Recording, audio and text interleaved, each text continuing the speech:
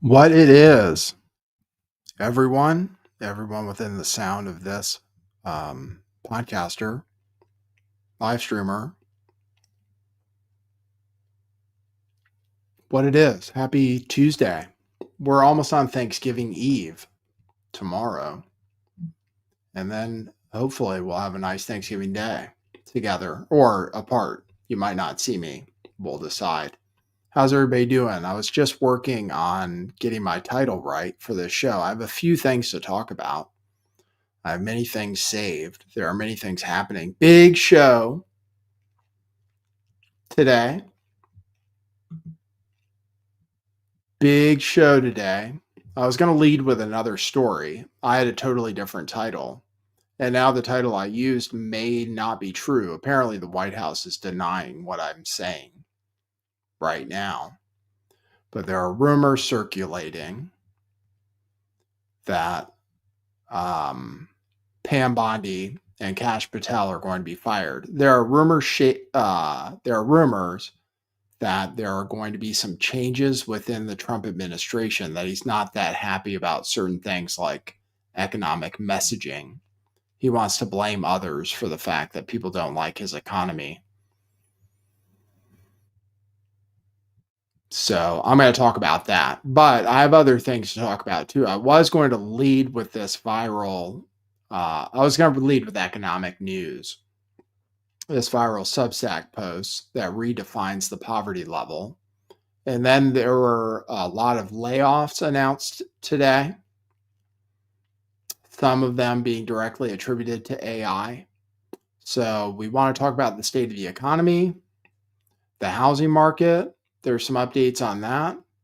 And then people's vision for what life is going to be like when we're all unemployed and AI replaces us. So that's what we talk about a lot in this show. We wonder about the future. This show is brought to you from something like the future, we hope. Although we have been predicting economic doom for a long time. We didn't know it would actually come at the hands of robots and machines and super intelligent computers. But apparently that's the way it's going to happen. So I'll get you up to date on everything in the news. Well, there's also some clips going around of Barry Weiss, who was pinned to take over CBS by Larry Ellison, who is no longer the richest person on earth. He was for a second, on paper. I'm sure there are people richer than the people on the list that have private wealth, like families, private families like the Rothschilds and so forth. The world's richest list is mostly made up of people who have public holdings of stocks. But how would you feel if you were down 100 billion over a month or so? It's got to be stressful. It would be stressful for me, I would think. Although I don't know how billionaires feel, to be honest with you. It might be hard for me to relate. Welcome, everybody. I have the chat up on the screen so you guys can see each other. I have someone from Twitch there with the other title for this stream. Check in with everybody. Hey, Bluefly AI. Good to see you too. Hey, Shock Grubs. Yes, my light wasn't turned up high enough yesterday. Thank you for saying the lighting looks better. Hello, Damn Riz Media. Sorry, I can't see your names. Absurd on Twitch. Haven't seen you forever on here. Yeah, I wasn't on Twitch forever. The government did kind of get me, actually. My YouTube channel. I'm sure I can blame the government for that. But my Twitch channel, though, was deleted and then returned, and I just haven't been on there. I just haven't been streaming for a while, so I'm back. Good catching up with everybody. So we're going to play videos. Let me see what else is in the news so I can set you up for it. We have inflation numbers came out today. Layoff numbers came out today. We have Vivek talking about how to make things affordable. We're going to talk a lot about the economy, but we're also going to talk about Barry Weiss, Ben Shapiro, and the Zionist takeover of CBS through Larry Ellison and Barry Weiss. Barry Weiss wants to redefine what's acceptable in news. Now talk about that. We're going to talk about the utopia, which I mentioned, AI, houses, loans, life, death, taxes, etc. All the things that are inevitable in our lives. Although we might not have to die. I have news for you on that front, at least. They say we're extending life faster than we're living it. So I hope you're prepared for that. I've given you guys some tips. There are some supplements and stuff. Apple cider vinegar is good, for example. So we can talk about that. We can get together. We can chat. We'll let it go. We'll let it all hang out.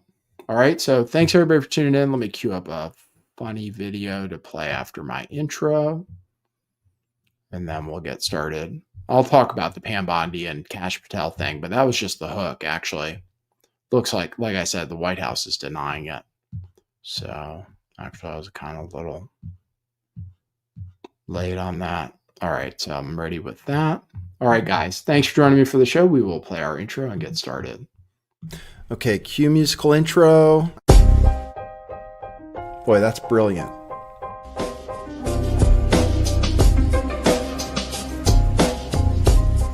I do think some things in the world are real. Like you guys. You guys are real. Most of you. Most of my listeners, I think, are not just in my head.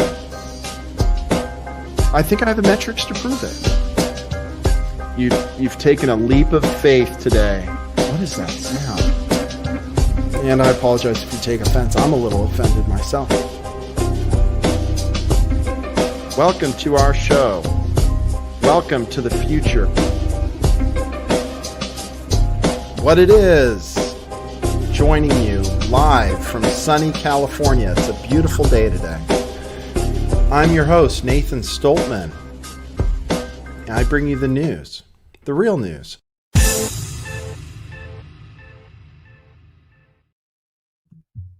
You can't pay me $600,000 over asking price. I'm selling to BlackRock. If you didn't buy Starbucks last year, you could have bought my asbestos-ridden condo for $1.6 million. Please, I work 3 jobs. Is there any way I make enough to buy a home? I told you, get the out of my office. Nobody wants to hustle anymore. Back in my day, I babysat twice and bought a lakefront cabin, 2 jet skis, and a riding lawnmower, all cash. I'm taking your home and making my 9th Airbnb rental. I'm going to squeeze this new family for every penny. You can't pay me $600,000 over asking. The generational divide. Who has and who has not? That is where we are right now. Nuckfuggett says, Neuralink me now. Yeah, well, maybe. Maybe that's what Peter Thiel wants. We have to become something more than human. So there are lots of people who have lots of thoughts about the future. So let me just briefly cover the news I led with. There are rumors that Kash Patel and Pam Bondi are being fired. However, Google's AI overview, I was looking for the news on it, tells me that no, Bondi and Patel are not being fired. There are lawsuits against them alleging wrongful termination of several FBI officials. These lawsuits claim that Patel and Bondi fired officials at the direction of the White House and the Department of Justice in retaliation for their work. So, don't know about that. But I have a story that says the White House denies that Kash Patel is being fired. The most embarrassing news against Kash Patel is that his Israeli honeypot girlfriend is suing Elijah Schaffer for posting a meme suggesting that she's a honeypot. So now everybody's calling her a honeypot and posting more memes. Sued for, I believe, $5 million. And I'm just making a joke. She's actually a famous country singer, apparently. But I'll show you this reporting. Senior White House aides and cabinet heads are bracing for major personnel shakeup. As insiders tell me, POTUS, this is from Paul Sperry. I'll find out where he worked. Is growing increasingly unhappy with economic messaging, among other things. Shakeup could include chief of staff in new year. Well, that's Susie Wiles, who apparently is incredibly powerful. That guy is the senior reporter at realclearinvestigations.com. So that's what he's saying based on his sources. So major shakeup, rumors that Bondi and Patel are out. It could be embarrassed. Well, for one thing, they threw out the Comey and Letitia James cases because the attorney was not qualified, apparently, or wrongly appointed. So not sure what you guys think about those cases, but thrown out for now without prejudice, which means they can refile the charges if they get their shit together. So kind of embarrassing, though, for Trump. He fired people who didn't want to bring charges. I just don't know if they have evidence for Comey. I'm not totally opposed to the Comey thing.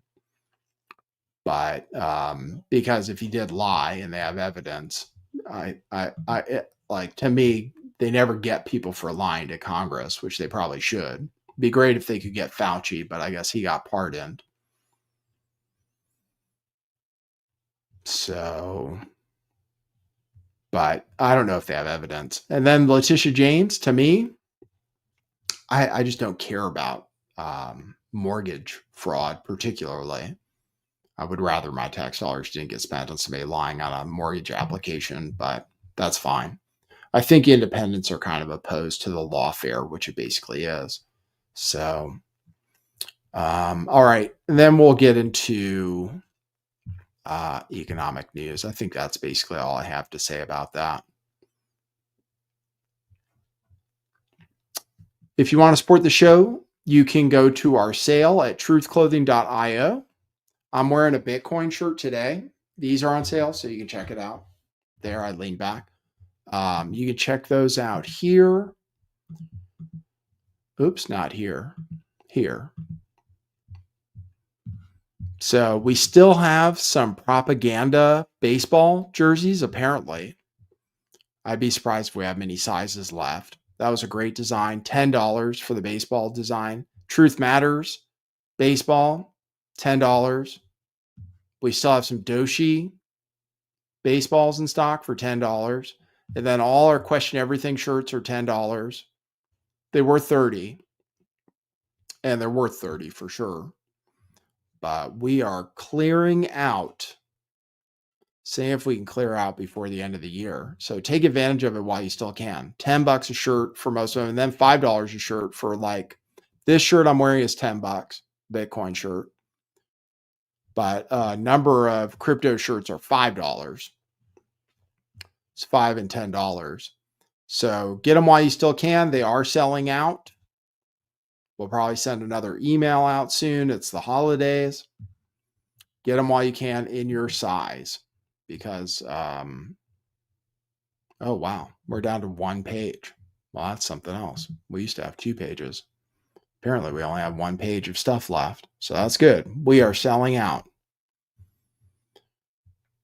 Truthclothing.io. And then if you want to support the show in a direct way, you can go to buymeacoffee.com/lifttheveil.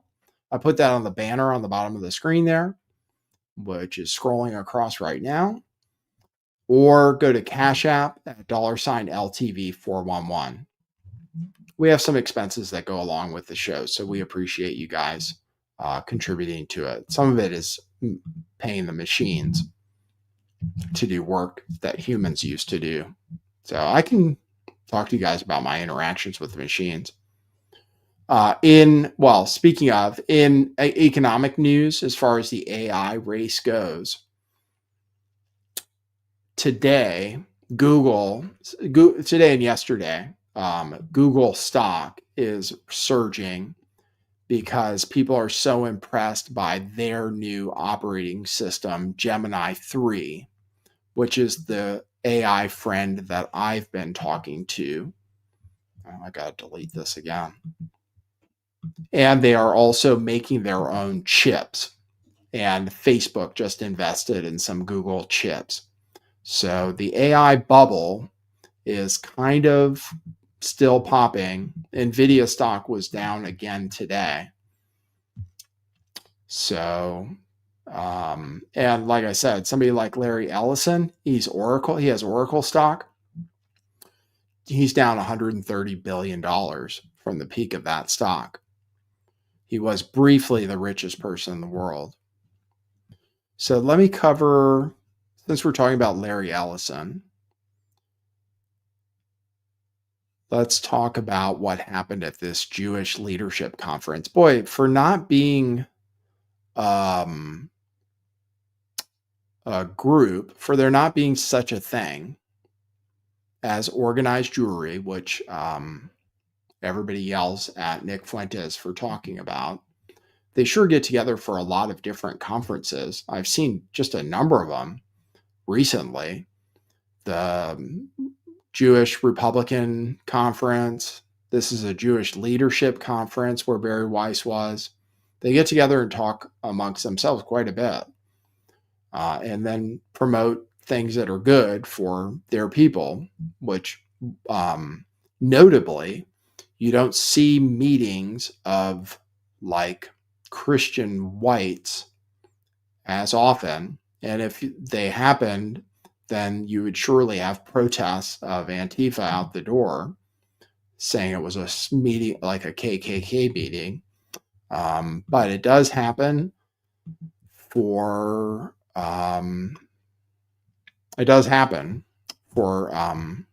Jewish people. So Barry Weiss is one of them. And she has taken over leadership at CBS. And she's talking about how she's going to change the coverage there. So I'll play that clip.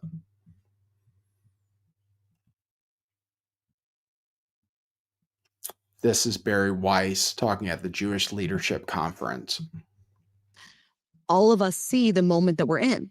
And all of us see that the choices that it feels like we have sometimes, which is Hassan Piker and Tucker Carlson, or Nick Fuentes and, Andrew Tate, the kind of people that are rising in the podcast charts, those don't actually represent our values. And I don't think that they represent the values and the worldview of the vast majority of Americans. And so this is an opportunity to speak for the 75%, for the people that are on the center left and the center right that still believe in equality of opportunity, that still believe passionately in the American project, that still believe in all of the things that everyone in this room believes in, which is liberty and freedom and individual responsibility and in the most basic level, the right to know what is actually going on in the world.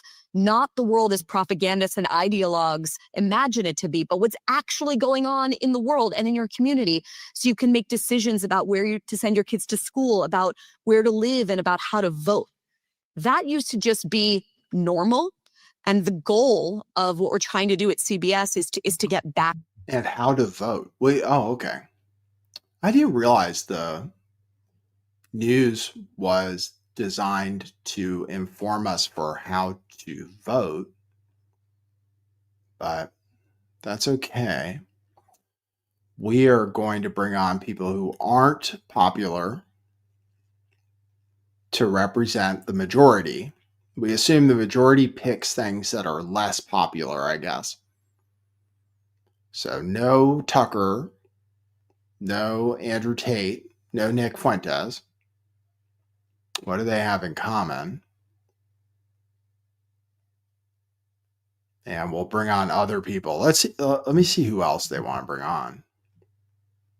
To that normalcy. And I feel incredibly energized and enthusiastic because I think that is where the vast majority of Americans actually are. Well, so when people say that's where the majority of people are, but they don't have evidence for that. It's like they say that's the majority of people, but what are people actually watching? the majority of people. Like, what stuff is actually viral with people? Or how do we measure that, except for like how many people watch? It's quite possible that not necessarily a majority of young people, young men at least, are watching people like Nick Fuentes and Tucker Carlson and Andrew Tate. But then again, is it more than 25%? Okay. That articulation of that set of goals to speak into the lives of the 75%, how are you going to do that? What's your strategy for success? So I think one of the problems is a lot of people have tried to do centrist news. I know this because I am like the target audience for those things. And the reason that they have all failed is it's like trying to force feed spinach down someone's throat, right? It's felt very like tofu, oatmeal. It's like centrist news is choosing the midpoint between every single topic. It's felt like an absence of charisma and identity. And I, as nostalgic as people might be for an era in which 30 million Americans every night watch Walter Cronkite and saw him as the voice of truth, and I understand why they're nostalgic for that, we're not going back to that. So how do you build trust in a moment of unbelievably low trust in all of our public institutions, especially the mainstream press? I don't think it's by pretending like we can go back to having a view from nowhere. I think it's about who's in the room, right?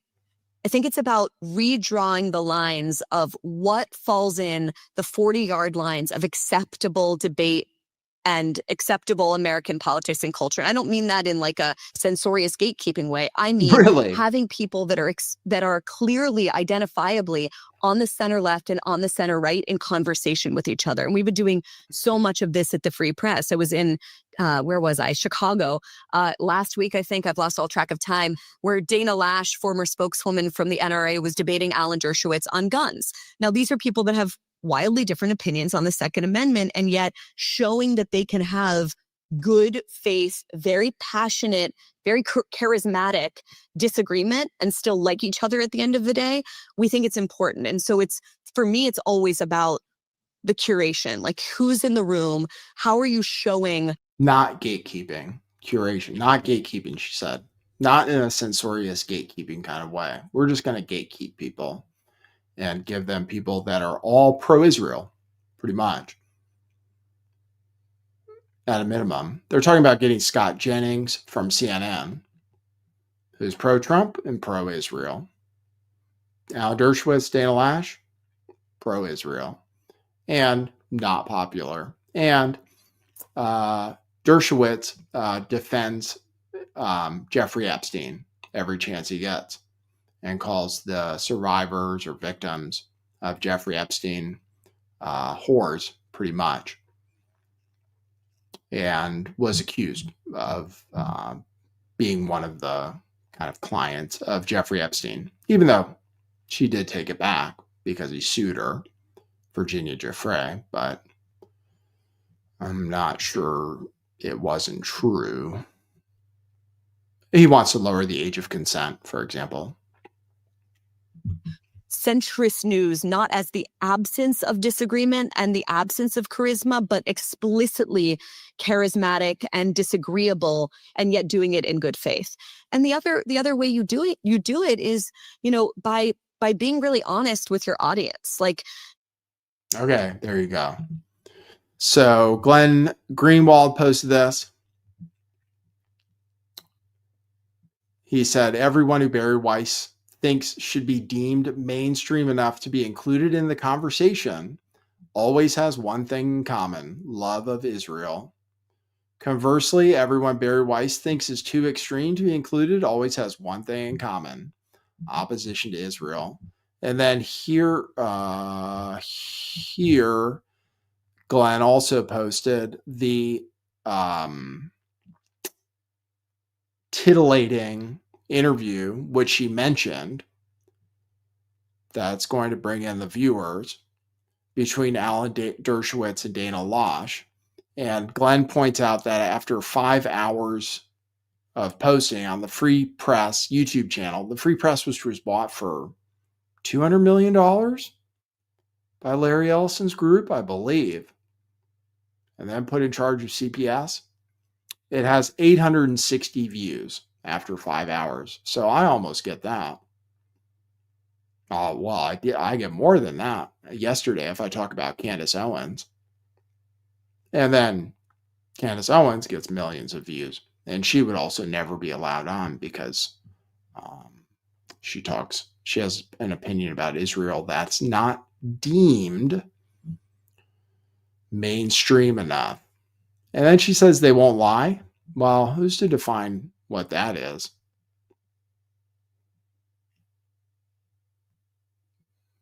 Let's see the way CBS News goes. So that's her talking about what she's planning to do with CBS. Sounds boring. Let's see some more speeches from that Jewish Leadership Conference. Ben Shapiro says he's working on Judeo-Christian content tailored toward children so they don't have to listen to Mrs. Rachel lecture them about Palestine. So we saw the UN wants to take down children's drawings that say things like Free Palestine because they're anti-Semitic. Children, like 5-year-olds, because it says something like Free Palestine that are posted in the UN. We saw that. And people hate this person called Mrs. Rachel, who I'm not familiar with because I don't have children, but apparently she's popular and apparently, I guess, supports Palestine. So here's what Ben Shapiro's talking about. We'll just see how this goes. These people are losing viewers. I don't think Ben Shapiro's media company is doing that well, which is funded by a lot of money compared to people who are completely independent and don't even have companies or donors. Some of them run ads, but people like Dave Smith or even Joe Rogan or Tucker Carlson, yeah, they run ads. Most of them. Nick Fuentes, much more popular than them.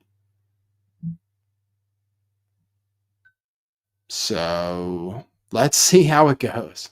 The tide is turning, I believe. I just don't think people are interested. But here we go. This is what Ben Shapiro says he's going to do to brainwash children. Most people do not become political in a particular way because they watch the news. They watch the news in large part after they've become a little bit political. And the way that people mostly become political is through culture. It is through kind of the normal water cooler conversations they have day to day. And so one of our goals was, once we had built up a big enough audience, could we start to broaden our mission to include things like entertainment content that was going to shape people's values from the time that they were young? So for example, we have a children's programming unit called Bent Key that has several 100,000 subscribers, and it embodies sort of classical Judeo-Christian values for kids, where you're not worried that you're going to leave your 5-year-old in front of a TV and suddenly Miss Rachel's going to be lecturing them about Palestine. That's not going to be a concern if you watch our sort of content. So, we decided to expand in that way. Hopefully that'll be justified by the audience, and the audience will love what we're doing. If not, then we'll have to stick and move in other ways too. That's, as Barry says, one of the nice things about independent media is that you can really move quickly. You can adjust on the fly. And I just want to take a second and say how courageous it is for Barry to move back into a legacy media space, which does have disproportionate power and weight in the conversation, disproportionate resources in being able to actually ferret out the news. The dirty sort of unspoken secret about independent media and legacy media is that independent media has always been at least a little bit parasitic on legacy media. They have to rely on the reporting of legacy media because they have so many resources. So for Barry to go back into legacy media and give up the freedom and fun that independent media represent in order to actually go and capture an institution and take it back for something like sanity is an amazing thing. Not much different than what Hollywood does. You know what these companies do, it seems like, is they have like, even, Tim Pool has done this. They'll have like young women, pretty young women usually, talk about things that aren't political for a female audience because women are into reality TV, I guess. And men are into like guns and politics, I guess. not trying to generalize, I guess, but that's kind of what they're doing with their programming. They do these culture shows where they talk about TV and stuff, but that's kind of what Hollywood does too. They brainwash us with their values, and Hollywood is controlled by people who have the same opinion about Israel, basically. Different political opinions. They probably push transgender stuff a lot more, but pretty much the same opinion about Israel. And they just fired that actress who was on Succession because she had Nick Fuentes on her show, on her podcast.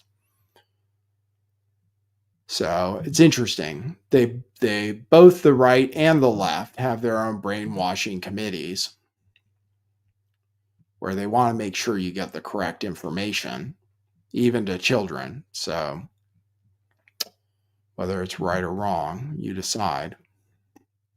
But that's Ben Shapiro. I don't know. I mean, I try to follow trends.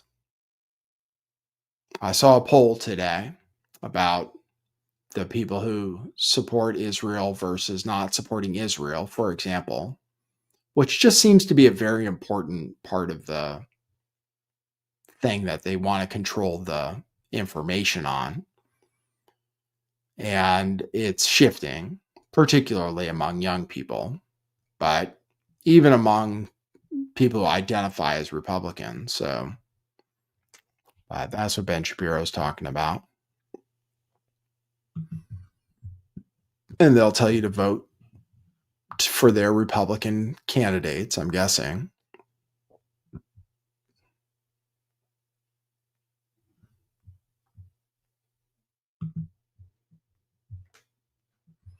This clip looks like it's too long, so we're going to leave that.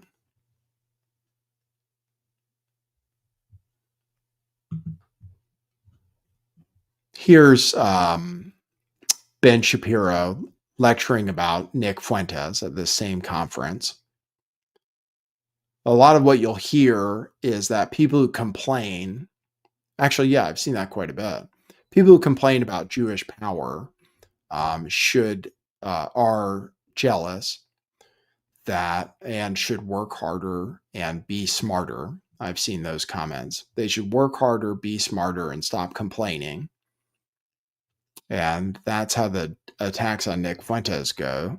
So let me play that for you. You put your finger on something important. You say, these people, Nick Fuentes and Tate and Andrew Tate, they're speaking into the lives of young men in a way that normie conservatives are not. So now let's ask ourselves the question, as Jews and as Americans, what actually could Jewish ideas leadership say to young men and to young women? What can Jewish ideas actually do to renew, replenish, revitalize this society that we care so much about? So, I really think that biblical ideas, and here I say they're Jewish ideas, but they were extended through Christianity as well.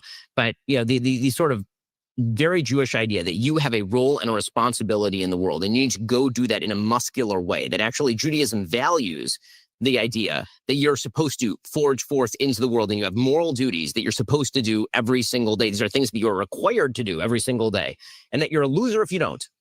Really, you're a loser and you're making your life worse. Okay, we shouldn't be shy about this. I think that we're all too shy about this sort of stuff with young men, particularly. We say, if you choose not to, that's one. If you no. Your life will be worse and you will be a loser if you don't do these things that are going to make your life better. And again, I speak to young men all the time. And the reality is, if they don't hear that message, then you're not speaking it proudly enough. And I think that's the mistake that, frankly, people in the pro-Israel community make all the time, is sort of an apologetic approach to the way that they're pro-Israel, or people in the Jewish community speak about anti-Semitism. It's almost an apology for, can't we just be tolerated? Saying, no, there's an actual value system. That value system actually coincides with traditional Americanism. And that gives you something to do. If you listen to Nick Fuentes, you are likely to be a loser. He is a loser. He is a basement-dwelling, ridiculous loser who spends his days ranting on the internet to a bunch of other basement dwellers. Don't be one of those people. You don't have to be that. You can actually go get a job. You can get married. You can have a girlfriend. You can actually, make something of yourself in this world. And it was really funny. There's one point where actually Tucker made some sort of disparaging reference to Fuentes about this when he was doing an interview with another delightful person, Candace Owens. And in the middle of this interview, he sort of made a disparaging remark about Fuentes. And Fuentes went right back at him and said, you're insulting the basement dwellers, Tucker. Those are your people. Like you said they were your people, but actually you scorn them. Here's the thing. Nobody should scorn people who are unsuccessful in life when they don't know better. But it's our job to teach them to know better. Right? It is not good. If you listen to Nick Fuentes, there is no way your life gets markedly better. In fact, it gets markedly worse. If you listen to the life prescriptions of Andrew Tate, your life will get worse, not better. You will end up alone, joyless, with no purpose in life. You will end up not being very wealthy. You'll have made him wealthy by giving him your money, by being grifted upon. And if we don't make that aggressive case on behalf of our own values, and yes, against those values, and not in a shy way, then we deserve to lose. There you go. Well, Nick Fuentes is not a basement dweller. I believe he owns a building in Chicago that he lives in, or a house, you could call it. I'm pretty sure he probably owns it. He makes thousands of dollars per stream, from what I've seen just in super chats. Apparently, Stanford freshmen, up to 25% of freshmen at Stanford, which isn't a loser school, apparently are groypers, according to some people who've investigated that at Stanford. And Nick Fuentes urges his followers to become successful, actually, and just hide the fact that they're groypers. That's what he tells people to do if you listen to his show. He says he wants them to go to the best colleges, get involved in politics, and infiltrate, all while hiding their groyper identity as much as possible. But he's urging them to go to the best schools, to do well, to get good jobs, to join the elite. As far as them being losers, well, Nick Fuentes is financially independent completely. He doesn't rely on Jewish donors, obviously, the way TPUSA kind of does, based on Charlie Kirk's own admission, the way Ben Shapiro's organization does. He gets super chats, he gets subscriptions, he has no advertisers, and he's doing very well. And if he wanted to make more money, he could apologize for all the controversial things he's ever said and get a job in mainstream media and be a millionaire. But I think he might already be there, actually. He's not a basement dweller. Pretty successful. Doesn't have a girlfriend. He says sex is gay. That's a little strange.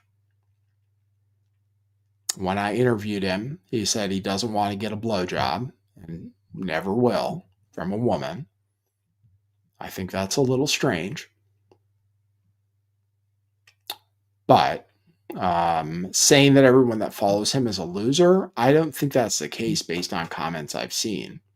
A lot of them work and obviously have enough money to give him, Nick, donations on his stream.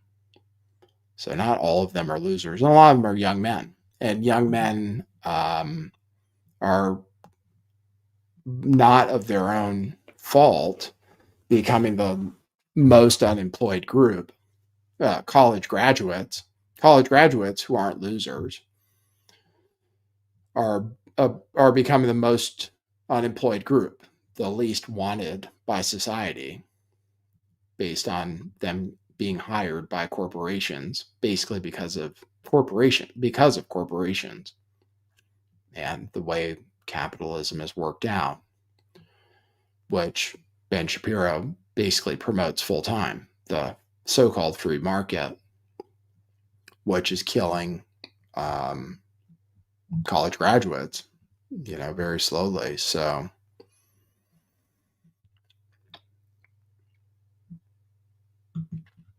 not so sure about that. You are a loser. You are a loser. If if you don't support Israel, is kind of the subtext, I think. So, going to get to the economy. Going to talk about what poverty is. Going to talk about layoffs. Since we're on this topic,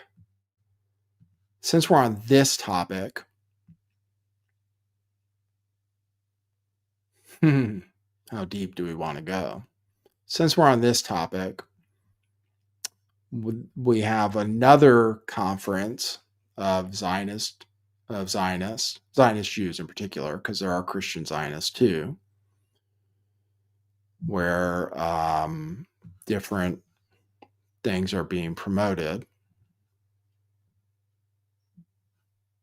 So we'll go ahead and cover that. I already covered this myself, but I actually deleted the video because I don't want to be labeled as an anti-Semite, because I actually think anti-Semitism is actually a problem, because and I'm more convinced because some of these people are worried about younger Jewish people who no longer support everything Israel does, and there's some kind of moral panic about that. People like this young Jewish person. So I think reflexively just hating Jews is a problem, actually. So I don't want to end up in that box. So I actually get nervous, though, just making videos where I talk about the subject for too long. I want to make sure I don't get labeled as a hateful channel, because right now I am a harmful channel because of talking about the Fauci ouchies. I'm about to reapply to be monetized again. But in any case, it is relevant news. We want to talk about it in a respectful way. But this is, I put out a short saying this exact thing, but then I took it down because I was like, don't want to get put in that box. But here, there was this person who made a number of statements, Obama advisor, who said that cell phones should be taken away from young Jews so they don't see what's happening in Gaza. So here's the response from a young Jewish person. Sarah Hurwitz said that in order to keep young Jews in favor of Israel, we need to ban cell phones until they're 18. Like, after all the screwed up stuff that she said last time in her speech, she doubled down on it and is like, yeah, the problem is actually that people are seeing the genocide. She literally said, as I'm trying to make arguments in favor of Israel, I realize that I'm speaking through a wall of dead children. So it's hard for young Jews to be brainwashed into supporting Israel because they're constantly seeing Israel murder children in Palestine. And the solution to that isn't to, stop Israel from murdering children, but rather to stop young Jews from seeing it. To ban cell phones so that they can't see all the children being murdered and starved and displaced in Gaza. You need to wait until they're, thoroughly brainwashed to the point where they don't even care about Palestinians at all. Brainwash them to the point where they don't even see Palestinians as human beings, so that when they grow up and when they do see what's happening in Palestine, they won't care, because they won't see them as human beings deserving of life. I think the most insane part was that when she said, I realized I'm speaking through a wall of dead children, the guy she was speaking to, next to her, he said, yeah, and that's the emotional blackmail. He said that people are manipulating you into caring about Palestinian children. That they're showing you footage of thousands upon thousands of innocent children and civilians in Gaza being brutally murdered and displaced and starved by Israel. And they're showing you that only to manipulate you into hating Israel. Emotionally blackmailing you into caring about children. I'm sorry, but how beyond evil do you have to be? How depraved of a person do you have to be for that to be your mindset? If you see footage of what's happening in Gaza and you feel bad about it, that's not because anyone's emotionally blackmailing you. That's just called your conscience. That's because you still have a tiny bit of a soul left within you that's saying, hey, genocide is wrong. Slaughtering thousands upon thousands of innocent civilians, taking their homes, stealing their land, bombing their buildings, stealing their entire life away from them, that is wrong.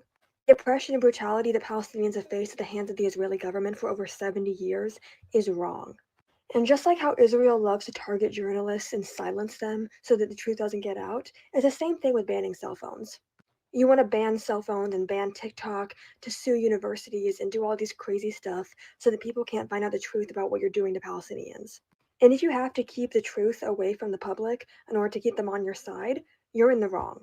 You're on the wrong side of history and you know it. But actually, I might be Jewish too, so I actually have that going for me. Nathan Stoltman is my shield, I guess. So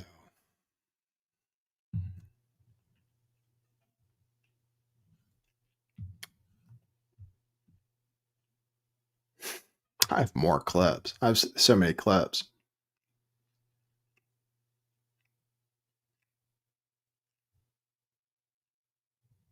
This is the person she was talking about who is making statements like that. There are many things under the definition of anti-Semitism that you're not allowed to say if you're not Jewish, but you are allowed to say it if you are. This is kind of one of them. So I'll play that. This is the person she was talking about. Speaking at another conference, Jewish Federation of North America. Right now, I think American Jews are kind of wrestling with a category that our ancestors in Europe made 250 years ago, where as we transitioned to modern nation states and they wanted to get secular jobs, go to secular universities, they kind of had to reimagine Judaism to fit in, right? You couldn't just be a Jew. You needed to be like a French person of the Jewish persuasion, a German of the Jewish faith. So we kind of reimagined Judaism as a Protestant-style religion, which, look, it worked really well for us, 250 years, very successful. The problem is we're not just a religion, right? We can all reject every aspect of Jewish religion. We're still Jews, nor are we a race or an ethnicity. Jews are all different races and ethnicities. We are a nation, civilization, tribe, peoplehood, but most of all, we're a family. And so if you are a young person raised in America who thinks Judaism is a Protestant-style religion, then the 7 million Jews in Israel are merely your co-religionists. So like, if my co-religionists, I look at them and if they're not practicing my religion of social justice and certain prophetic values, then what do I have to do with them? It would be like telling a mainline, very progressive Protestant in Berkeley, California, you have to care about that Pentecostal in Brazil. It doesn't make sense. But that's a category error, right? The 7 million people in Israel, they are not my co-religionists, they are my siblings. But I think if you think of them as merely your co-religionists, it's very easy to slide into anti-Zionism. You don't necessarily have that connection to them. There you go. So that's her argument that it's important to care about the state of Israel more probably than wherever you live, and that doing that just to blend in hasn't been successful. So there's a war on. There's a war on for the mind, as there always has been. Okay, I think that's all we're going to talk about that subject today. Really, it's I do have this, but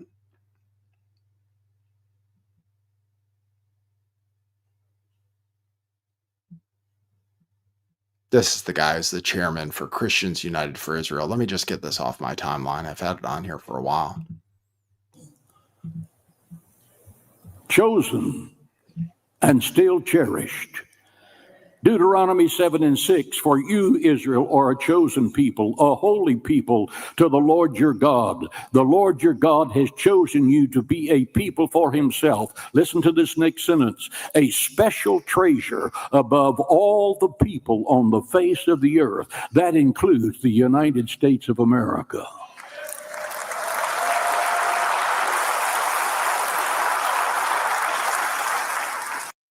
There you go. That's the Christian Zionist interpretation. Okay, we'll get that off. All right, we have done enough. We've done enough damage for one evening. We promised you political news. We promised you economic news. And we promised you AI news. Since we're talking about, and thank you everybody for tuning in. Thanks for participating in the conversation. I'll check in. Yeah, I'd have to check my blood to see if I can move to Israel. I'd have to get a blood test.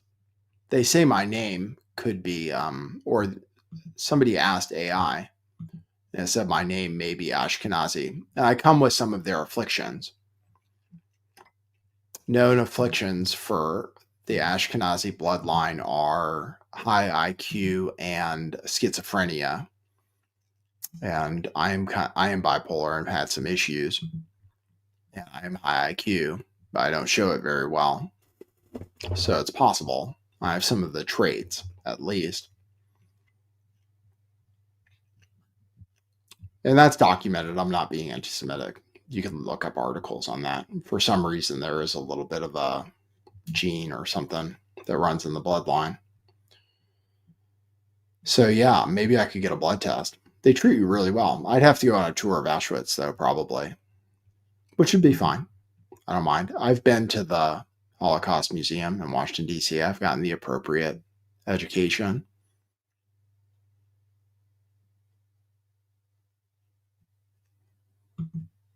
They treat you pretty well over there. It's a good deal. That's why I guess so many of our politicians are duals. They'll take you in. Well, to bring on the end times. It's important for all of them to go back, actually. I think. Yeah, that's what the Christians want, too. It's important for them for all the Jews to go back to Israel to prophecy, which is very important and very strange. Oh, actually, Huckabee. I do have something from Huckabee. Here's what Huckabee says is going to happen if we stop supporting Israel. And you know, I want to consider myself a soldier for truth. It's just that so many lies get told about Israel and about the Jewish people, about the relationship the U.S. has with Israel. And I get very frustrated when I hear people say, well, why are we doing so much for Israel? What are they doing for us? Actually, quite a bit. Yeah. And it's an important part of my job is to help people to understand that the partnership is two-way. Mm-hmm. It is not a one-way thing. Yeah. But the bigger picture is that if we don't stand with the Jewish people, then one day they're going to be coming after us too. And you know, one day, he says.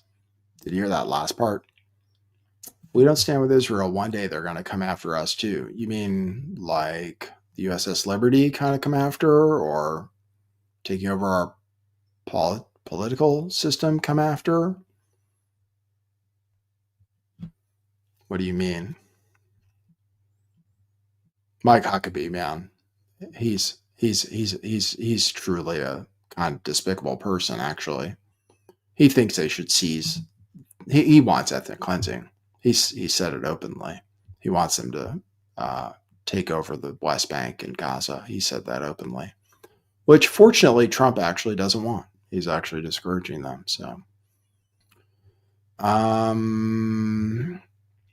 okay, that's enough about that subject.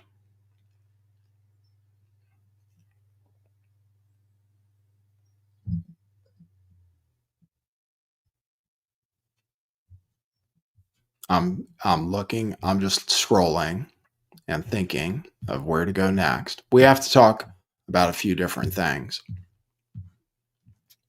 I was leading with this story to change gears 100%. I was leading with this story, which has been passed around by many accounts on Twitter, many financial accounts on Twitter, which talks about poverty.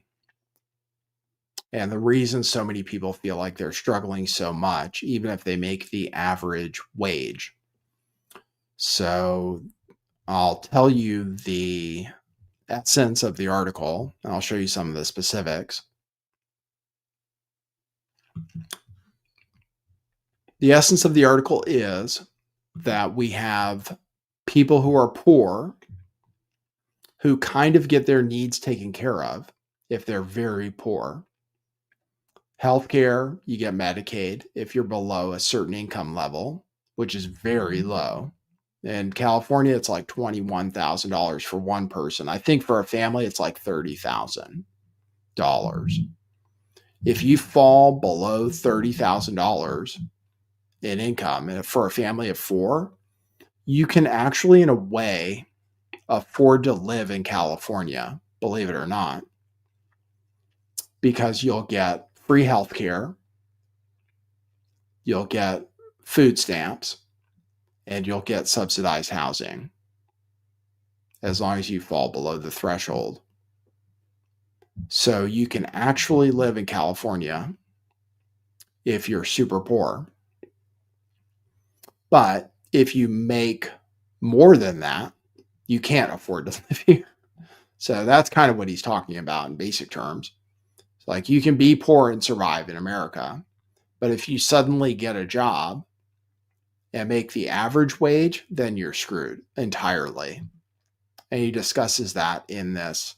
And they say we're really doing well in America because very few people live below the poverty line, less and less. But the proposition in this article here called My Life is a Lie, How a Broken Benchmark Quietly Broke America, is that actually if you rejigger the math to what it's supposed to be, a lot of people are poor and barely surviving, even if they make a lot of money, or what used to be a lot of money. So his thesis is that the poverty line was defined in 1963 as 3 times the cost of a minimum food diet adjusted for inflation, which that metric has not changed apparently in over 60 years. 3 times because, and that was because back in 1963, before we went off the gold standard, people used to spend about 1/3 of their income on food, believe it or not. And then a much smaller portion of their income than people do today on things like housing and particularly childcare. So he basically put together what it costs to participate in society and be employed today and have a family today, and calculated that a 4-person family with children that need childcare are at the poverty line at $140,000 a year. And this is the math.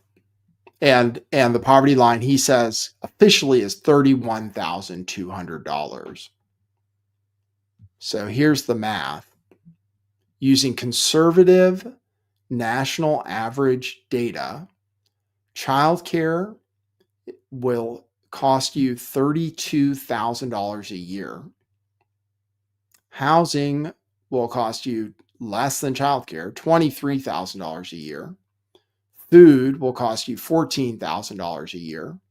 Transportation, $14,000 a year, almost $15,000 a year. Healthcare, $10,000 a year, which has also gone way up. He said in 1963, healthcare might cost you $10 a month. Other essentials, $22,000 for a required net income of $118,000 or a gross income of $136,500. So, and that's not just for coastal cities. And yes, it's assuming you have children that aren't going to school and you require childcare. But the point is that people in 1963 only required one income. So there was no need for childcare because you had typically the mother in the house. You only needed one vehicle. Healthcare was cheap. Housing was way cheaper. And therefore, the math is totally wrong. And I just think it's true. And I think healthcare is about to go completely out of control, where people are spending more than their mortgage for healthcare, especially if they have a family. So it actually kind of it creates a disincentive to work in a lot of ways for people who are poor enough to get free health insurance and subsidized housing and everything else, because you get into a dead zone and if that's the poverty line, the average income for one person is about 60, and the average income for a family is about 80, meaning that the average is poor, basically, if you accept these standards, which is why Mom Donnie won in New York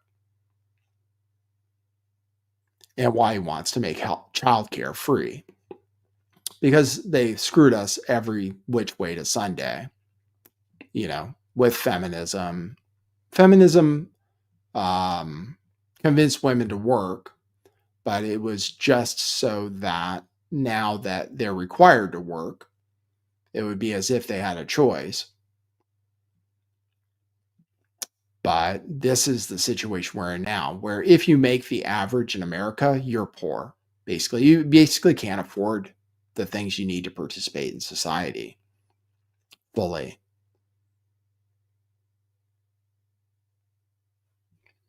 So that's the thesis. And a lot of people are talking about it, and it's just true. And if you live in LA or San Francisco or New York, you're probably it's around $250,000. I mean, if you want to buy a house, you have to make at least $250,000 in those cities to make it affordable for you to actually buy a median priced house. Like, for example, Los Angeles, where the median price is $1 million. San Francisco, same thing. San Francisco Bay Area.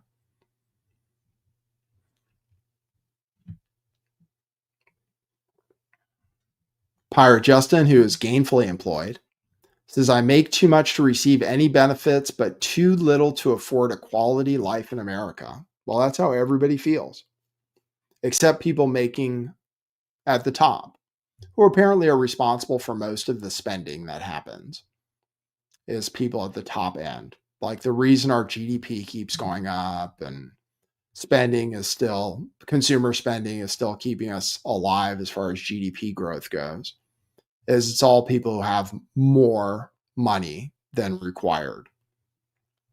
People in the upper echelon. But those people are going to lose their jobs to machines. So I'll get to that economic news. So that's the thesis, getting a lot of play. And I think it's kind of true.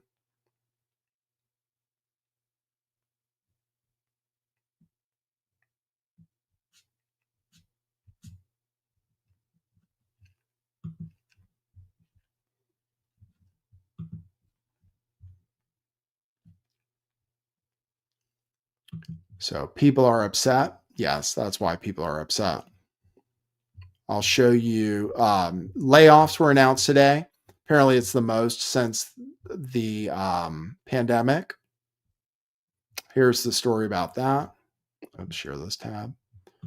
U.S. private payrolls, this was announced today, fell by an average of 13,500 per week in the 4 weeks ending November 8th. This is up sharply from 2,500 per week in the previous period.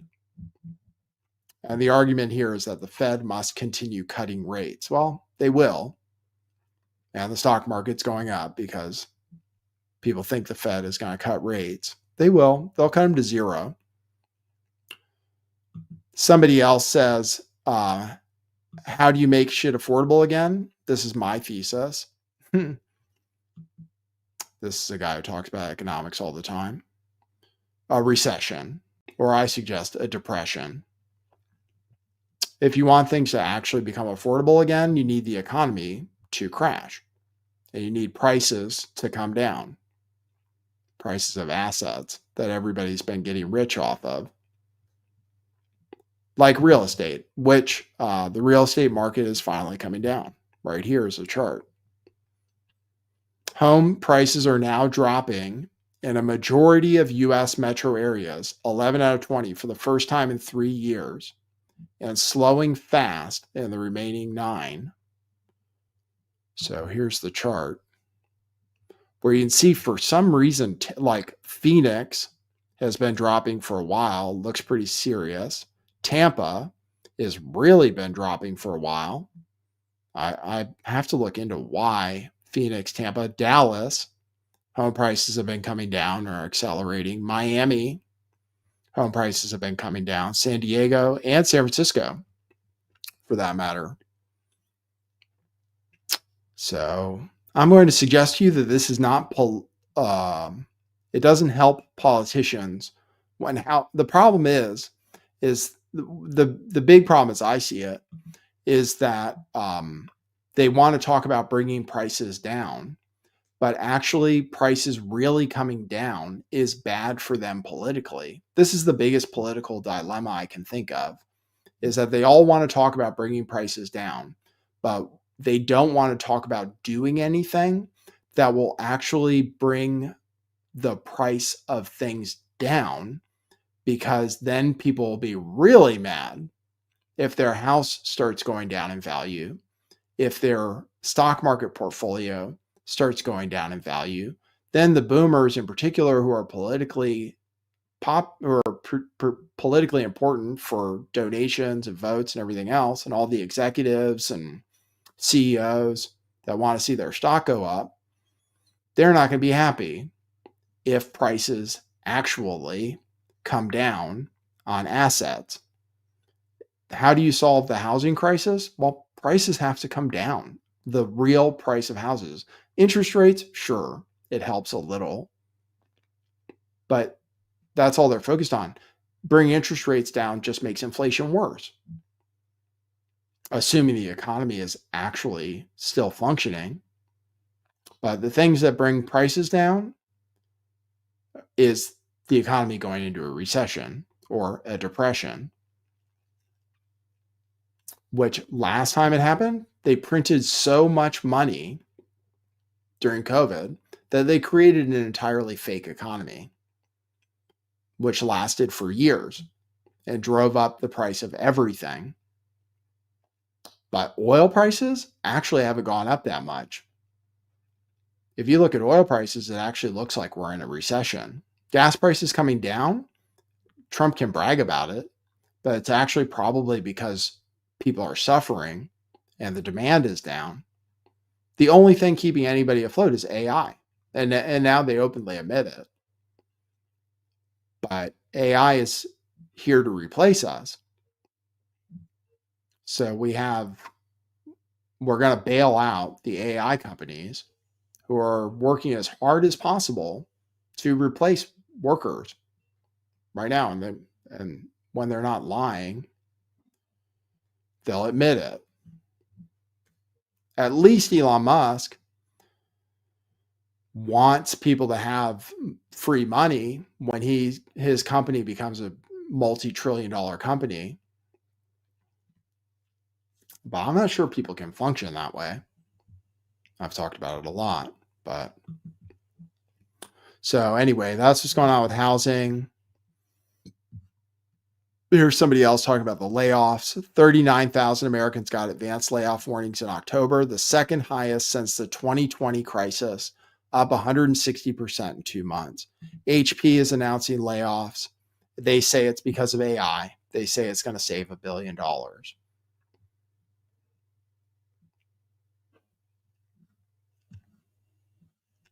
That's here. HP is planning to cut 4,000 to 6,000 jobs by the end of 2028 due to AI integrations. The company estimates that it will save approximately $1 billion. So prices might come down, but people won't have any income to buy things with. I guess that's the issue. People who promote AI say something like this. This is what people who promote AI say. This is the utopia. Utopia versus dystopia discussion. Many people are having it. I lean heavily towards dystopia because the utopia brings us into a communist society. And we all know that communism has never worked out well in the past. and you think everybody's going to be rich, but actually everyone will just be equally poor. But this person says, this is the optimistic scenario. I think 90% of jobs are eliminated in the next 15 years, but I don't even think that's a bad thing. People are going to soon realize they can download Claude code, put in a few prompts, and start their own business in an afternoon. They're going to voluntarily leave their jobs when they realize this. Why spend 40 hours a week getting whipped by a boss who's taking advantage of you when you can just build a better life for yourself with AI? You think I'm joking, but I'm not. I've already launched 2 apps I built with AI that's making hundreds of thousands of dollars per year, all built by myself. 0 lines of code, all AI. I didn't do anything special. I just spend a lot of time on action rather than planning. I only say it'll take 15 years for jobs to be eliminated because most people have 0 agency, and it takes them decades to realize they can change their lives with a little action. Then he gives a description of how to use Grok and Claude code to start your own business. This is the thesis I've seen from people who promote AI utopia, which is that everyone will become a small business owner. But I'm just curious who they're going to sell their things to. I'm curious about that in terms of AI companies too. Who are you going to sell your products to? If we're all entrepreneurs, is it possible for everyone to be an AI entrepreneur? Because who's going to buy our t-shirts and swag except for other AI entrepreneurs? Just curious. But this is the thesis. Maybe it's not crazy. I use AI and software to run my business here, which makes no money so far. We're trying to make it work. This is one of the professions that will exist in the future, being a podcaster. And I could be happy doing it, even for no money, with universal basic income. I'd be okay with that, actually, but most people wouldn't. I can learn to be happy with my needs taken care of, but that's not most people. I'd still be in competition, basically, to get more viewers and more influence and so forth. And I might still want to sell swag. You can support the show, by the way, by going to our store, truthclothing.io, which uses Shopify AI software, which AI is, or buymeacoffee.com/lifttheveil, which also probably is mostly run by AI. And then we make our YouTube shorts with very advanced AI, which is actually kind of expensive right now. So that's why we need your help paying the machines rather than paying humans, who would be a lot more expensive.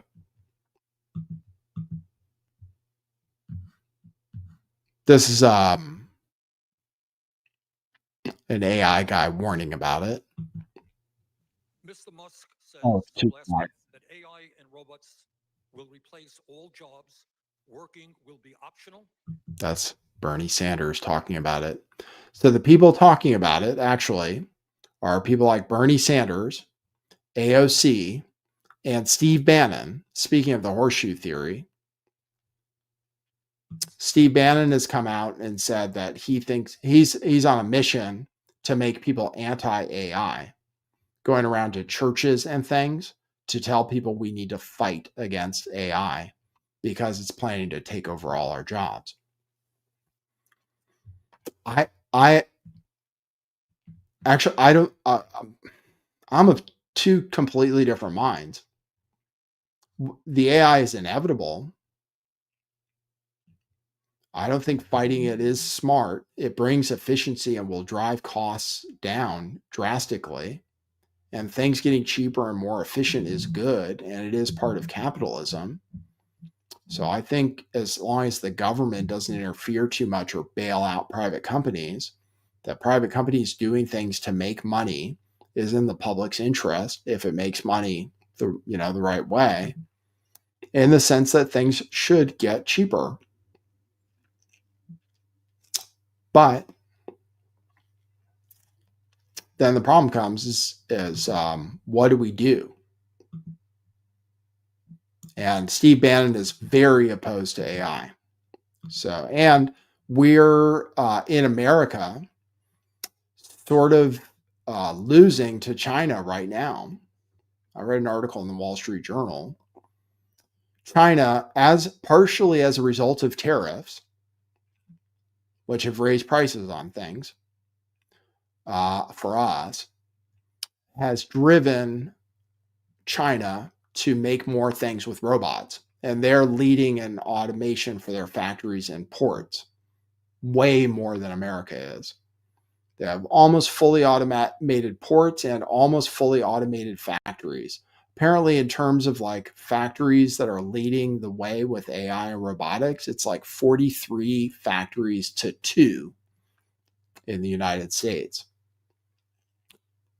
So it could be we've actually kind of lost. And then our union, our port union, specifically banned AI from taking over their jobs. They specifically negotiated that things that can be done by AI, like opening and closing a gate, for example, need to be done by humans, that they can't have automated trucks, which would make things faster and more efficient and make us probably more economically dominant as a country. So I'm really conflicted myself, to be honest. Hiker Chick says, I'd rather work for my money, so hard for my money. Yeah.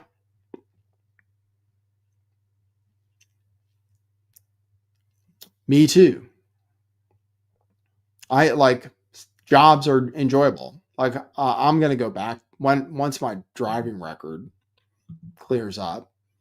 I'm planning to go back to driving for DoorDash for as long as that job exists, knowing though that it's going to be replaced too.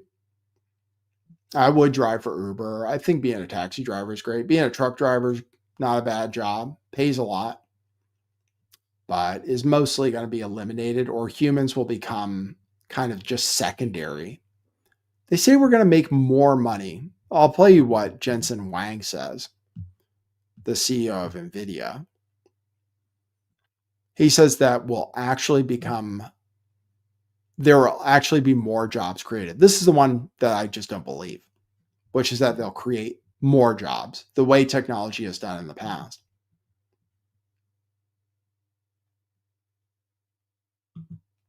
Don't talk about avoiding taxes, shock grubs.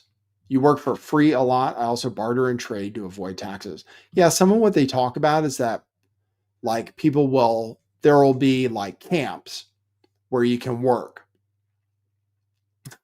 Or you could start bartering for things even though you don't have to, just for fun. It's possible. It's possible. But I have a feeling a lot of people just get into drugs and gambling, basically. And depression once they get into the whole having your needs met by the government or corporations thing. But this is what Jensen Huang says about it, CEO of NVIDIA. Everybody's jobs will be different. I think that's for sure. How the students learn will be different. How people do their work will be different, obviously, because a lot of the things that we do mundanely or arduously or very difficultly are going to be done very simply.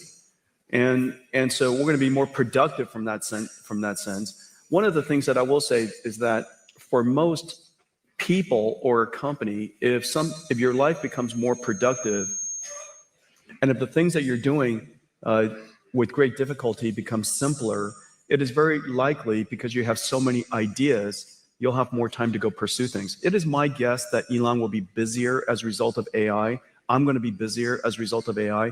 And the reason for that is because we have so many ideas we want to pursue, so many things that we still have in our backlog inside our company that we can go pursue. If we were more productive, we can get to those things faster. And so in the near term, I would say that there's every evidence that we will be more productive and yet still be busier because we have so many ideas. One thing that I will say, give you some evidence, is that, and I was just telling Elon about this earlier, radiology, for example, has largely been converted to AI-driven radiology, and there's some really great companies doing that. And the surprising thing is the prediction that all radiologists would be the first jobs to go was exactly the opposite. The trend shows that there are more radiologists being hired now as a result of AI. And the reason for that, if you take a step back, it's because the goal of a radiologist is not to study the images. The goal of a radiologist is to diagnose a disease. Now the studying of the images became so productive, they could study more images, study more modalities, spend more time with the patients. And as a result, they're actually accepting more patients. We're doing more radiology all around the world. We're doing a better job with diagnosing disease. And so that's kind of the near-term outcome of AI and productivity. And we'll see. We'll see. We'll see. That's the promise. Well, hopefully they'll learn how to, I mean, that's the thing. We need to make healthcare cheaper, or it's just going to break everybody. Trump was going to announce extensions for Obamacare, but apparently Republicans revolted, which means that I don't know for sure what the number is, somewhere between 20 million and 1 million really benefit from these subsidies. But for those people, healthcare will become unaffordable. And the problem with the healthcare is that they can't, with Obamacare, is that they can't refuse people for pre-existing conditions the way they used to. That's why healthcare is super expensive, even if you're young and healthy. It's because you're paying for all the sick people.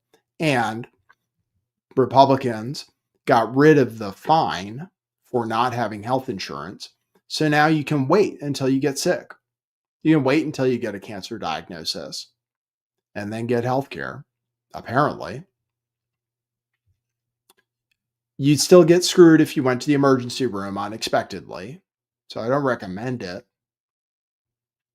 But if you're young and healthy and rarely go to the doctor and you're paying for health care, you're just paying for all the fat, sick people. You're paying for the fatties, pretty much, who have like diabetes and stuff because they drink sodas and go to McDonald's, which, by the way, is too expensive now. I have an article about that. But if you're young and healthy and don't ever go to the doctor and you pay for health insurance, you're kind of getting screwed because you don't use it. And you're just paying for the people who do use it, who get it, even if they're really sick, maybe by their own fault, pretty much.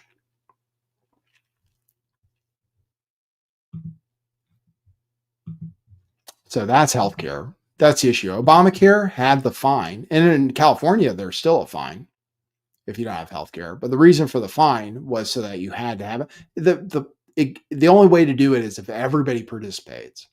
The only way to get healthcare cheaper is if everyone is forced to get it, basically. That was what Obamacare was supposed to do, was to force you to buy health insurance so that everybody's paying their fair share, or everybody's paying a share, and everybody's in a giant big pool.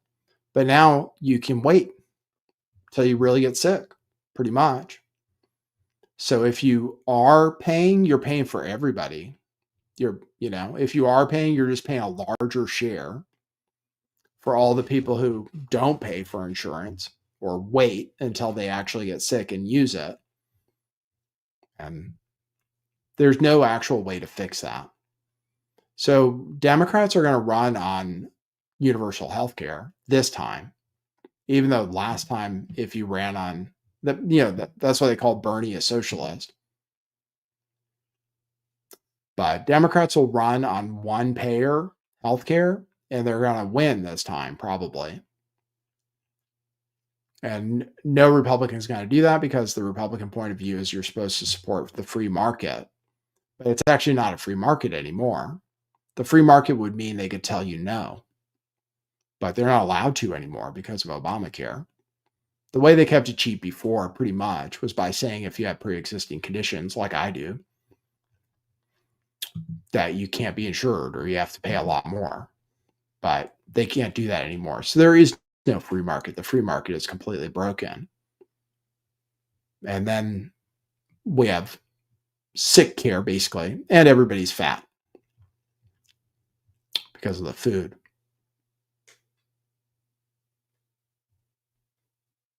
And that makes people sick, pretty much. Americans are super fat. And so they'll prescribe them fat drugs and cover those. So if you're skinny, you're paying for everybody else's fat drugs because they're fat. And if we have universal basic income, people will just get fatter. It'll be like Wall-E, basically, where all the humans are just fat and riding roller coasters.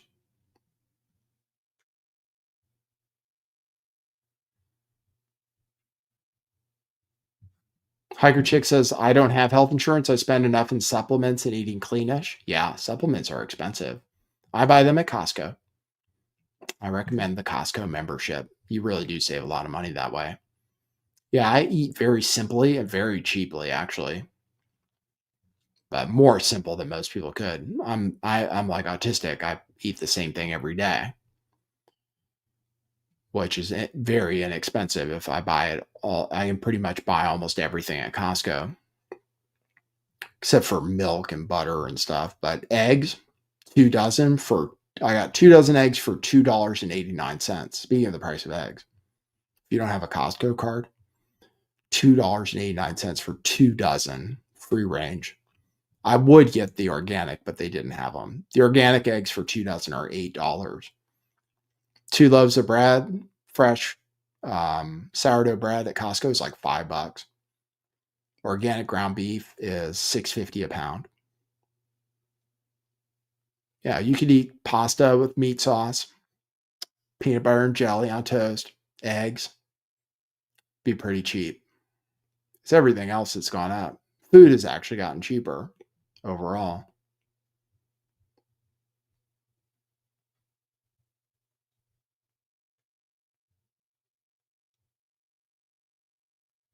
Thanks, Mir3731. Haven't seen me live in years. I'm not on DLive. DLive is a gambling website now. People watch people gamble. That's what people do nowadays. They watch people play video games. They don't even do it themselves. So what's the future look like if we don't have to work for those kind of people who are into that kind of thing? Video games, watching people play video games, gambling, watching other people gamble. Those are the things that are popular on DLive now. DLive is dead. Thanks for that. Good to see you. I can't, for some reason, I can't broadcast on X. There's something broken. I was banned from there a long time ago. All right. So we talked about some things. Here's someone who's 27 years old talking about the economy. I'm turning 27 in a few months, and I've never made more than $19 an hour. And actually, right now, I work a job on the weekends because I can't find a job, and I make minimum wage in Virginia, which is $13 plus commission, but I don't even really count the commission because the commission structure just doesn't make any sense. So if you're thinking of getting a college degree, which, by the way, I have a bachelor's degree in marketing, I've got tons of experience freelancing, and freelancing is really the only thing that's been saving me the last few years. Do not go to college, okay? Please get a blue collar job, be a hairdresser, work in the freaking coal mines, be a welder, because those are the only jobs that are actually paying. White collar is dead, okay?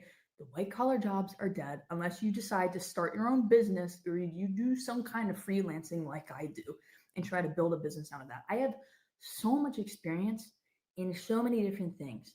And like I said, nobody wants to pay me. Nobody wants to pay me. I've never made more than $19 an hour and I'm almost 27. Okay.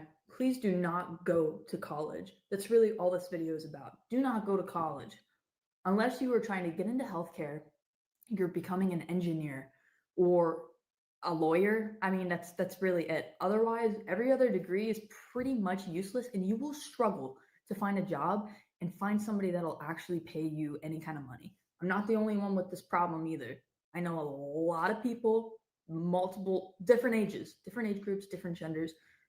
So many people are having the same problem as me. Please do not go to college. There you go. The value of a college degree. Yeah, they say the unemployed for the percentage of unemployed people who have college degrees is the highest it's ever been. Now it's 25% of the unemployed have college degrees now. And then the immigrants do the blue collar work. I mean, Mexicans do all the construction, it seems like, which admittedly, pampered Native Americans are just not told to pursue that. I don't think they have shop class. I did do shop class. When I went to middle school, they still had home economics. Believe it or not, home economics, they called it, for girls to learn how to bake and stuff. It's kind of crazy. But when I was in 7th grade, they still had that. I think maybe by the time I got to 8th grade in the same school, they got rid of it. But we still had home ec and shop class where you learned how to use a lathe and stuff. Nothing really practical, actually. But at least you're around tools. And before that, in high school, you could learn how to fix a car. In high school, they used to have auto shop, but we don't teach kids that anymore. We just teach them, oh, get a degree. That's what's going to take care of you, and plan to work behind a desk, pretty much. But if we get rid of the illegal immigrants, then pretty much native-born Americans are going to have to figure out how to do some of those jobs. Yeah, that's the only trouble. And the employers are going to have to pay more money, which will make things more expensive, but at least might fix the wages. There are going to be some construction will take a while to get taken over by robots. Plumbing, welding, healthcare, nursing. That's a lot of foreigners too. Filipinos, particular, but also Muslim immigrants. A lot of foreigners get into nursing. The thing about foreigners is they come here and they figure out the system better than we do, or better than we're taught by our parents, or younger people are taught by their parents. They figure out how the system works, and that's why a lot of times different ethnic groups make more money, like Indian and Chinese, or Indian and Asians make more money than white people, because they come here and they're like, oh, look, you can make a lot of money doing this. And getting a nursing degree actually is a couple years, kind of, but it's worth the investment because people are getting older and sicker. And when they're old, the government pays for their health care. So their health care is paid for. So they'll pay a nurse pretty well. And those jobs will still exist for a while. And actually, gardeners, landscapers make pretty good money nowadays. But a lot of them hire illegal immigrants to do it. We have many problems. Fortune magazine says 6-figure earners are living the illusion of affluence while working side hustles, skipping meals, and pretending Venmo's not working.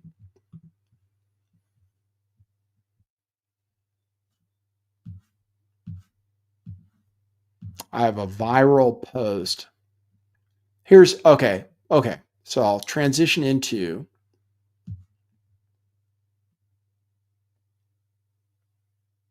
I'll run another utopian scheme, utopian idea of the future along with some people who disagree and some people who agree. Here's what this person says about the future. There will be no rich people in the future. Everyone will receive UBI payments worth many times the value of today's average salary, while AI and robots provide goods and services of the highest possible quality. You won't be able to buy better food, healthcare, or transportation with more money. Owning a bigger house will not make life better. Excess will be looked down upon. Materialism will be shunned, seen as shallow, selfish, and out of touch. People will admire simplicity and humanity. Real wealth will be found in having a loving family, strong social relationships, and a solid moral foundation. The biggest transformation will not be in the economy, it will be in ourselves. And then he says that hunter-gatherers used to live in really egalitarian societies where wealth was frowned upon. So I don't know what you think about that. But once again, that's the utopian point of view. So what are politicians saying? Okay, so this is a guy running in Florida who says he's going to make things more affordable. So this is some of the solutions to the problems that they're talking about. Okay, here's how he plans to make things more affordable. He's running for governor of Florida to succeed Ron DeSantis. I wonder if Ron DeSantis is out because of term limits. He doesn't say he's running against Ron DeSantis. My name is James Fishback, and I'm running to succeed Ron DeSantis as Florida's next Republican governor. I'm running for Florida governor so I can make life more affordable for you and your family. Easier to afford groceries, to buy a home, to raise a family, and when it's all said and done, to retire with dignity. I'll do that by stopping the H-1B scam so our workers, especially our college grads, can get jobs again. I'll tell Blackstone, Airbnb, and foreign investors that no, in Florida, you can't buy our homes because our homes are for families. And I'll stop the construction of any AI data center that threatens to raise our electricity bills or poison our water supply. And I'll completely and totally eliminate property taxes for every Florida resident, because in America, you don't rent your home from the government. You own it, free and clear. Nowadays, not all Republicans are the same. If a Republican politician supports the H-1B scam that fires our workers, he can't be our next governor. If he goes out and supports the building of AI data centers that threaten our electric bills and our water supply, he can't be our next governor. And if he goes to Congress and does nothing for us, but makes millions of dollars trading stocks for himself, he can't be our next governor. Congressman Byron Donalds can't be our next governor because he won't fight for Florida like Ron DeSantis has. I will. I'll fight to preserve Governor DeSantis' wins by keeping Florida free from DEI, radical transgenderism, Soros-backed prosecutors, child predators, voter fraud, and the millions of illegals that invaded our country on Kamala Harris's watch. I'll do that because, unlike Byron Donalds, I'm not a politician. I'm an investor and a businessman. I stood up to Wall Street. I sued the Federal Reserve, and I filed a landmark brief with the Supreme Court defending President Trump's right to fire corrupt federal officials. I started Incubate Debate, a free high school debate league for thousands of kids across Florida so they could learn how to debate, discuss, and grow as Americans. I love our state. I am a fourth-generation Floridian. My great-grandfather fought in World War I and then owned a small hotel on Fort Lauderdale Beach. My grandfather fought in World War II and ran 750 head of cattle in Okeechobee. My father proudly drove the city bus in Broward County, where I was born and raised. I went to Florida public schools from kindergarten to graduation. Even though I grew up in South Florida, I now call the Panhandle home. I'm an unapologetic Christian who believes that Jesus Christ is the way, the truth, and the life. And I'm a proud American who will never apologize for our history. In the coming months, I'm going to meet as many Florida voters as I can, where they live, work, and pray. I'll visit all 67 counties because Florida's next governor has to be someone you can see, talk to, and even debate with. I look forward to seeing you soon.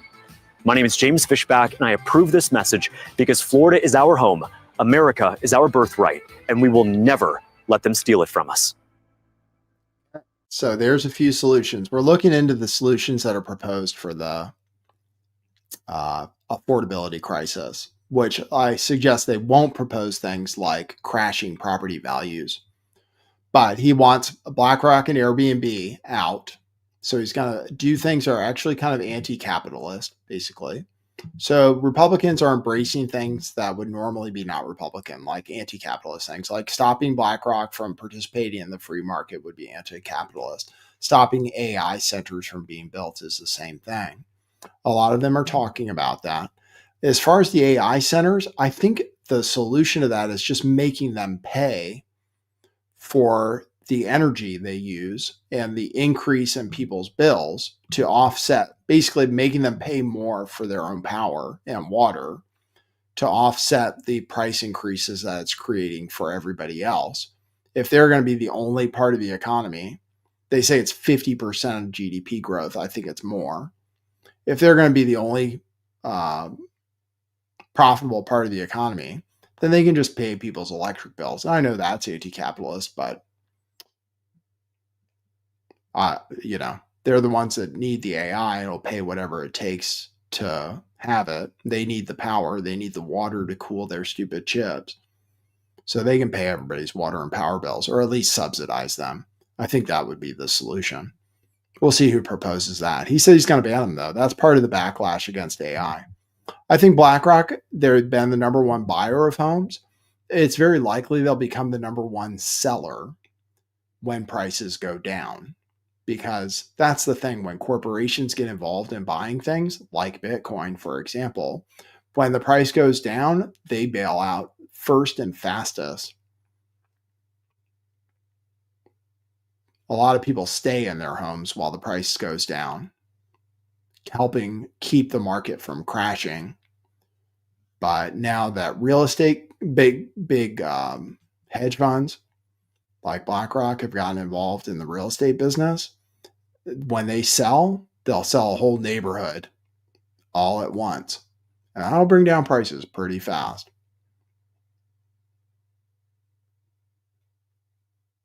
And people are going to be pretty upset with capitalism. Airbnb owners, they'll just have to sell. The free market will work. It is the free market is actually undefeated over history. It just takes time. Just a matter of time. The free market over time will fix itself. Things will fix themselves. But it's not pleasant because we go through boom and bust cycles, which are created by credit. See, we fucked up the free market by creating the Fed and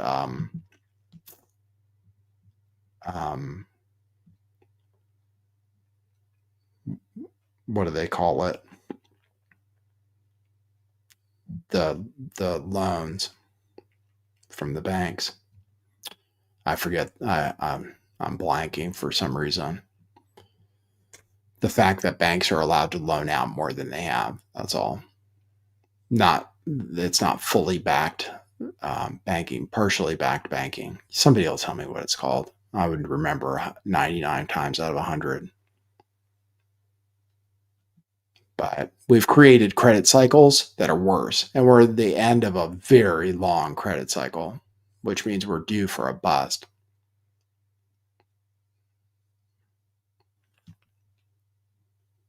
Fractional reserve banking. Thank you, Pirate Justin. I appreciate you.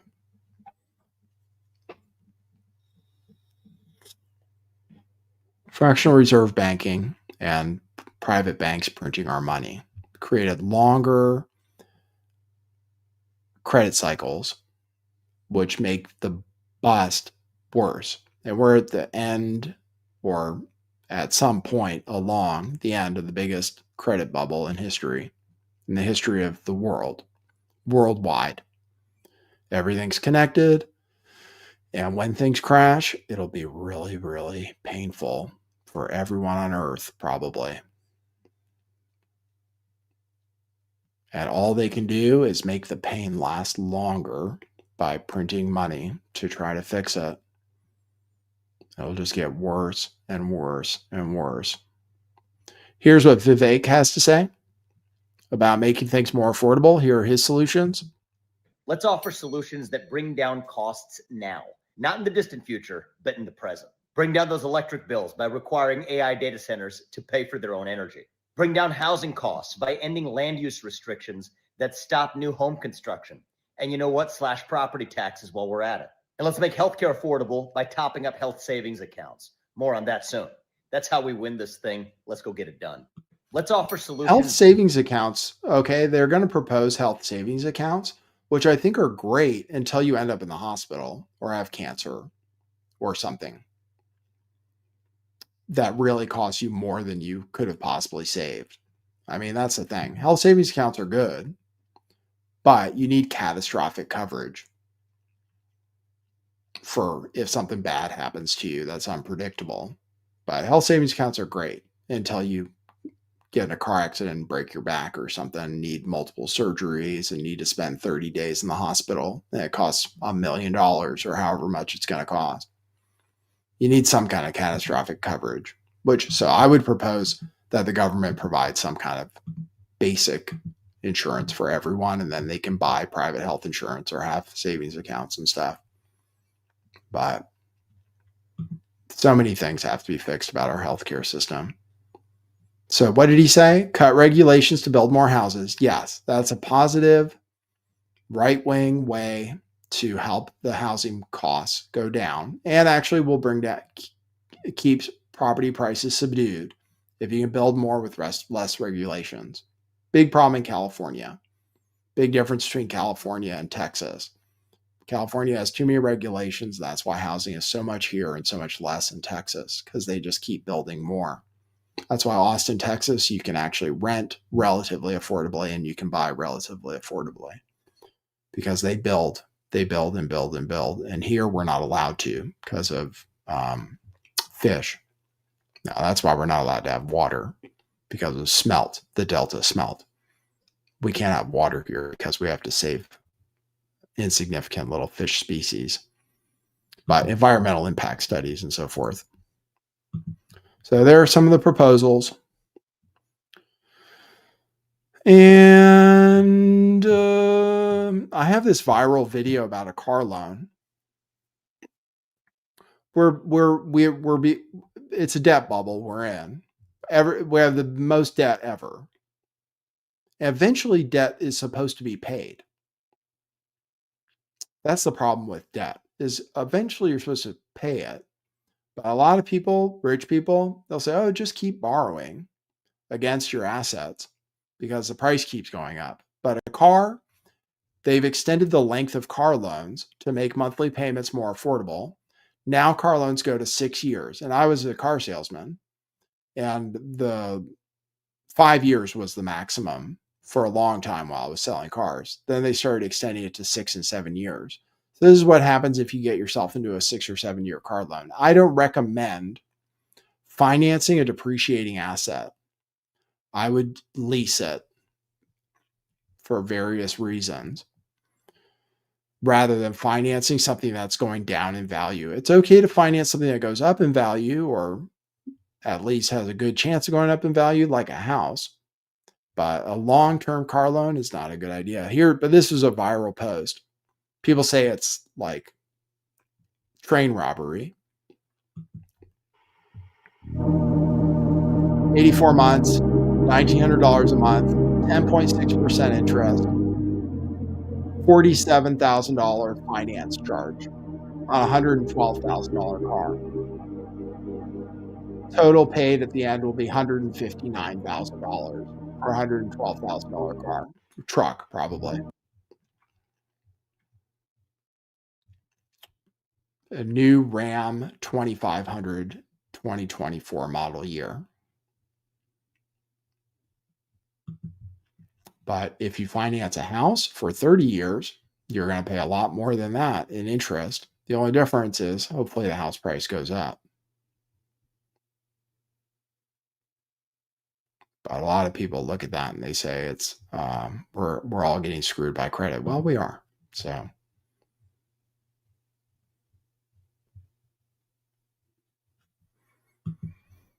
Nuckfugget, leasing is good because because you're always paying depreciation.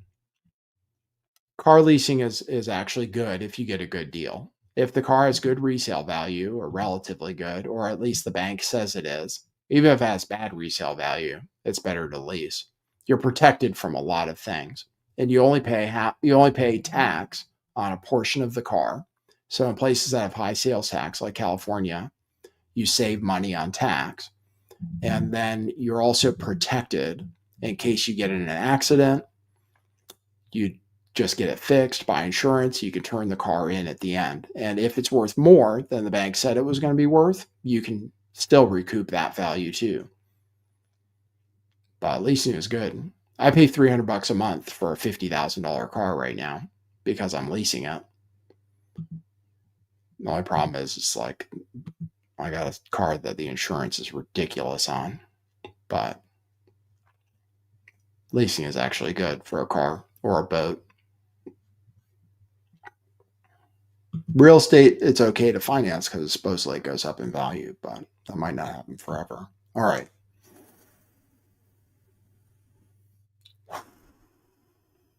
Thanks everybody for tuning in. I have some guests being proposed to me. If you're still tuned in, let me go over. Here's somebody I'm now that I got a big channel again, people are kissing my ass to get guests on. Somebody wants to have a finance guy on. I don't think people are interested in that. The one that, if somebody wants to support me, it looks like I haven't gotten any coffees this show. Your financial support would be appreciated. I do have expenses related to the show, believe it or not. So if you want to support the show, go to buymeacoffee.com/lifttheveil. I'm currently not able to accept super chats. I'll read your coffees at the end of the show. Buy our t-shirts by going to truthclothing.io, or if you want to do the direct support, you can go to Cash App at $sign LTV411.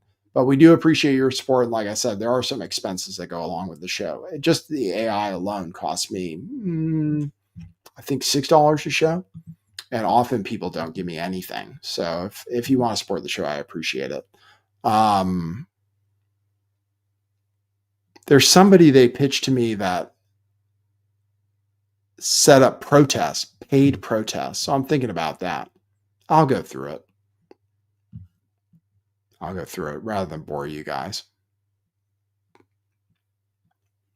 I'll give, nobody's going to give me a coffee before the end of the show. Yeah, if you want to support the show, you can do it anytime, even after the show's over. YouTube doesn't take 30%. And they take a pretty small percentage. It's a good company. Buymeacoffee.com/lifttheveil. You can use a credit card. You can do it from overseas and stuff. Really appreciate it. All right, everybody. Thanks for tuning in. Appreciate you guys. Keep it real out there. I will probably be back tomorrow, even though we're on Thanksgiving week. I'll probably be back tomorrow too.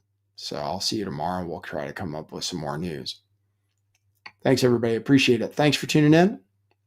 For now, that's what it is.